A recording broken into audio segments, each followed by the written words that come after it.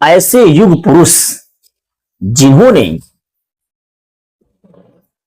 कागज और कलम को हाथ से छुआ नहीं,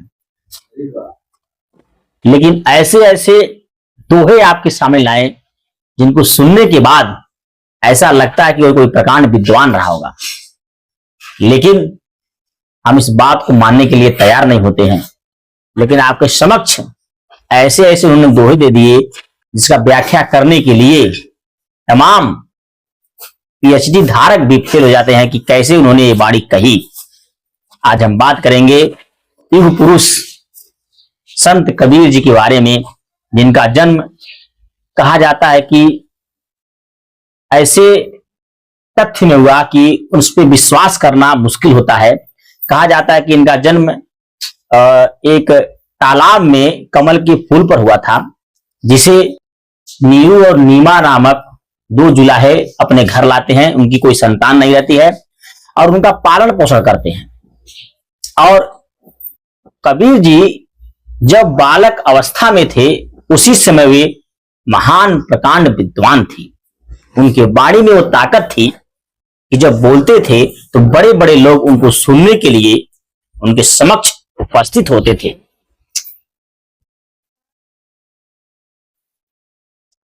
फिर उसके बाद जैसे जैसे कबीर जी बड़े होते हैं, उनकी बातें चारों दिशाओं में फैलती रहती है।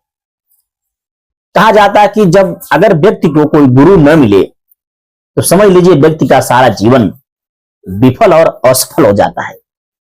अब जैसे ही कबीरदास जी बड़े हुए, उन्हें लगा कि मुझे भी गुरु की आवश्यकता पड़ी।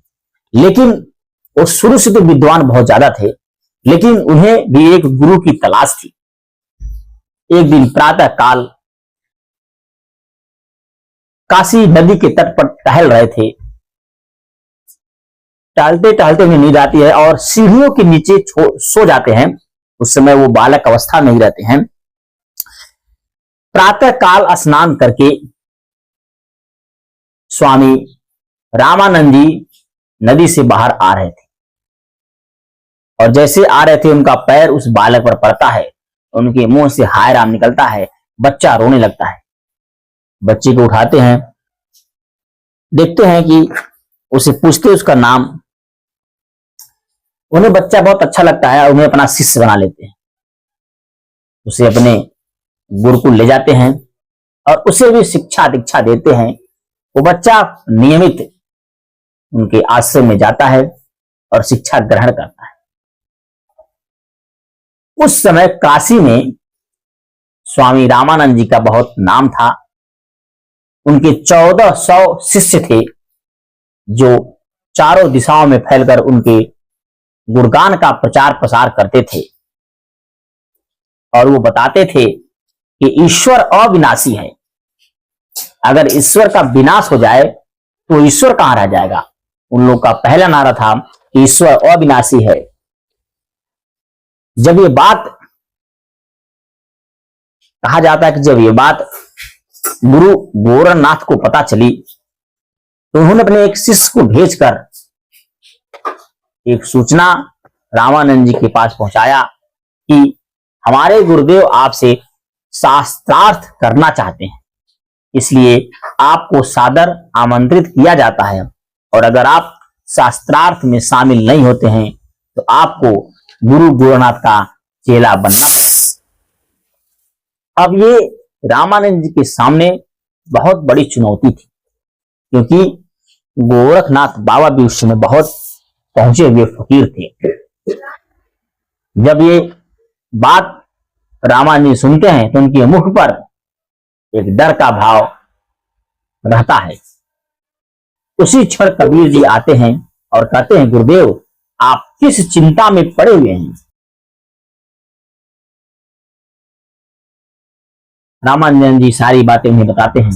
आप बोलते हैं आप चलने की तैयारी करिए, मैं भी आपके साथ चलूंगा। दोनों गुरु शिष्य तैयार होते हैं और गोरख नगरी पहुंचकर आते हैं।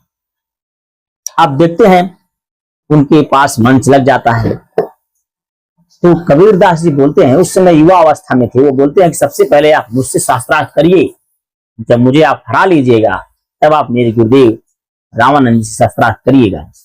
इस पर गुरु गोरखनाथ बोलते हैं, तुम एक बालक, अबोध बालक, मुझसे क्या शास्त्रार्थ करोगे? इसके बाद कबीरदास जी बोलते हैं कि मैं आपको जानता हूं, आप गोरखनाथ जी हैं, आपके समकक्ष आपके बड़े मतेंद्रनाथ जी ने नाथ धर्म की स्थापना की थी। सब बताने लगे। इसके बाद वो चौंक जाते हैं, बगल में रखे त्रिशूल पर जाकर बैठ जाते हैं। गोरखनाथ जी कहते हैं, तुम ऐसा कोई चमत्कार कर सको तो मैं मानू तुम शुद्ध पुरुष हो। इस पर गोरखनाथ जी, इस पर कबीरदास जी बोलते हैं कि मैं कोई चमत्कारी पुरुष नहीं हूं, मैं यहाँ शास्त्रार्थ करने आया हूं, ना कि कोई धन कमंडल दिखाने आया हूं। इस पर बोलते हैं, अगर तुम्हें चमत्कार होगा तो तुम ऐसा कर सकते हो।